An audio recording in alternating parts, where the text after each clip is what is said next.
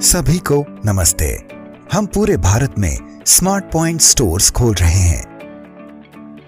हम चाहते हैं कि आप नई स्मार्ट पॉइंट साइट्स की पहचान करने में हमारी मदद करें।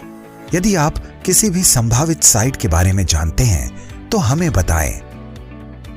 यह वीडियो आपको नई स्मार्ट पॉइंट साइट की पहचान करने के लिए बुनियादी आवश्यकता और मानदंडों को समझने में मदद करेगा। साइट की पहचान शहरवार सूची के अनुसार की जानी चाहिए। साइट सूचित किए हुए और पिन कोड के साथ दिए गए इलाकों में या सूची में बताए गए इलाकों से 500 मीटर के दायरे में स्थित होनी चाहिए। अन्य भी महत्वपूर्ण मानदंड है जिन्हें न्यू स्मार्ट पॉइंट साइट को चुनने से पहले हमें पूरा करने की आवश्यकता है। आइए हम उनमें से हर एक को समझते हैं। प्रॉपर्टी सिंगल प्लेट होनी चाहिए और ground floor upper ground floor या लोअर ग्राउंड फ्लोर पर होनी चाहिए। जैसा कि गूगल मैप में दिखाया गया है, प्रॉपर्टी मुख्य सड़क से तीसरी या चौथी लेन पर स्थित होनी चाहिए। इसके बाद सुनिश्चित करें कि संपत्ति आवासीय क्षेत्र में हो।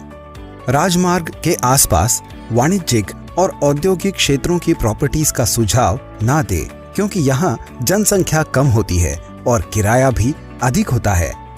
अब आइए स्मार्ट पॉइंट साइट के लिए आयामी आवश्यकताओं को समझते हैं। प्रस्तावित साइट में न्यूनतम कारपेट क्षेत्र 2500 वर्ग फीट होना चाहिए और यह 7000 वर्ग फीट तक जा सकता है। प्रॉपर्टी में न्यूनतम क्लियर फ्रंटेज 25 फीट होनी चाहिए। गहराई 35 फीट से कम नहीं होनी चाहिए और फर्श से छत तक की ऊंचाई न्यूनतम 10 फीट होनी चाहिए। साइट को चुनने से पहले इन आयामों को स्पष्ट रूप से सुनिश्चित करें। यहाँ 3000 वर्ग फुट के कारपेट क्षेत्र के साथ स्मार्ट पॉइंट साइट का एक उदाहरण दिया जा रहा है और इसकी फ्रंटेज, गहराई और ऊंचाई का माप पूरी तरह से हमारी बुनियादी आयामी आवश्यकताओं को पूरा कर रहे हैं। साइट ऐसी हो जहां पर छोटे या मध्यम ट्रकों की आवाजाही हो सके। ट्रकों या डिलीवरी वाहनों के दैनिक आवागमन के लिए सकरी सड़कें कठिन होंगी। साइट के सामने रेलिंग या बाउंड्री वॉल जैसी कोई रुकावट नहीं होनी चाहिए। प्रॉपर्टी में आउटडोर यूनिट, डीजी सेट आदि के लिए जगह होनी चाहिए। साइट के अंदर टॉयलेट स्पेस के लिए गुंजाइश होनी चाहिए। चलिए सारांश पर एक नजर डालते हैं।